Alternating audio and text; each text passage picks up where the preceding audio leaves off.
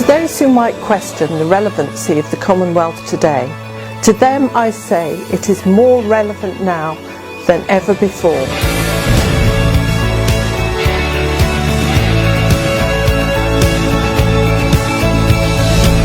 Jersey is one of the oldest legislatures in the Commonwealth, with unique traditions that stretch back hundreds of years. Some Commonwealth parliaments are relatively young and represent newly emerging democracies. Each has something to teach the other. It's sometimes called international parliamentary outreach, but really it's about making friends and forming relationships. Everyone benefits from that. Countries across the Commonwealth have many of the same problems, and it is good to hear possibly different solutions to them. It's amazing to think that some 60% of the population of the Commonwealth is now aged under 30. So investment in our young people is absolutely vital for now and for the future, because it's young people who are going to drive change.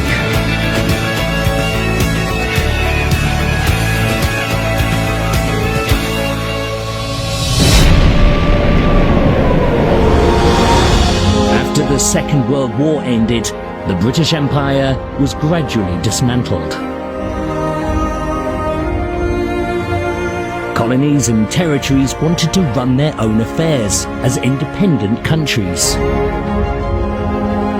They desired to remain as a kind of family of nations, gave rise to the Commonwealth. Membership is voluntary and now includes nation-states that were not part of the British Empire.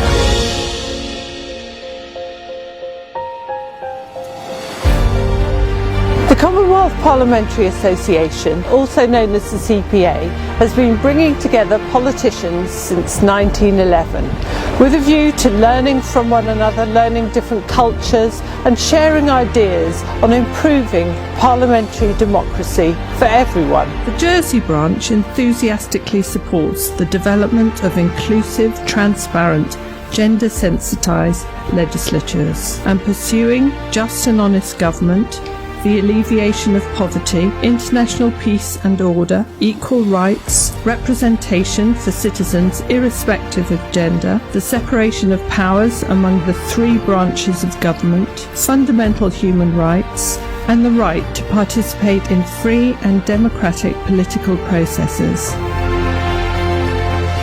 In February last year, some 50 aspiring politicians from across the globe came together in our state's chamber for the 9th Annual Commonwealth Youth Parliament. Securing our future for generations to come is the most important thing that we can do, and that is why supporting this amendment is supporting the future of Commonwealth land young people. This forum provides an opportunity for young people with ambitions of entering Parliament to develop their skills and experience how parliaments work, what represents good governance, debating propositions on controversial issues, and facing the media.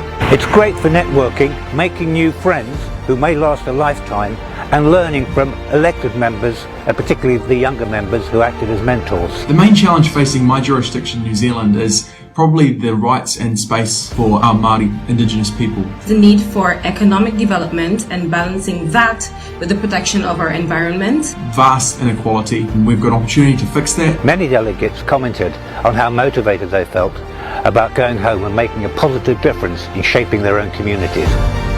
Our own elections in May had been observed by CPA, and it pointed out that we had more women candidates standing than ever before, and perhaps more significantly even than that, we had for the first time a member of the Portuguese community elected to our assembly in the shape of Deputy Karina Alves.